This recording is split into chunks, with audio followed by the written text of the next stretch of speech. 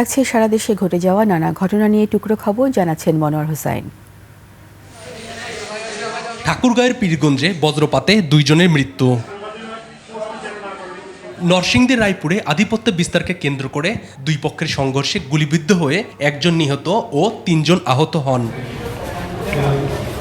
চট্টগ্রামের মিরসরাইয়ে মোটরসাইকেল ও পিকআপ ভ্যানের সংঘর্ষে মোটরসাইকেলের 2 আরোহী নিহত হন।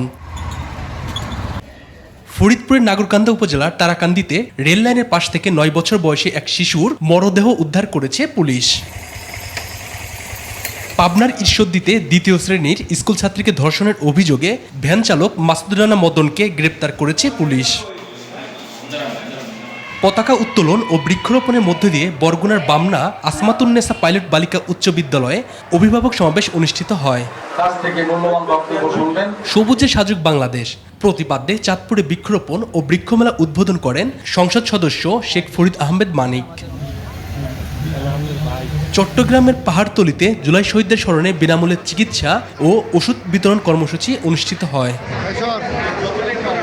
জলবায়ু পরিবর্তনের প্রভাব মোকাবেলা ও পরিবেশ রক্ষায় বৃক্ষরোপণকে সামাজিক আন্দোলনে পরিণত করার আহ্বান জানিয়েছেন ফরিদপুর 3 আসনের সংসদ সদস্য চৌধুরী নায়াব ইউসুফ।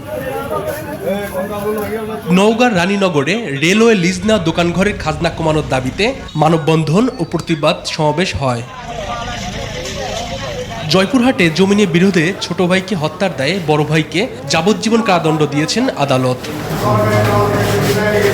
মনোয়ার হোসাইন, 21 টেলিভিশন।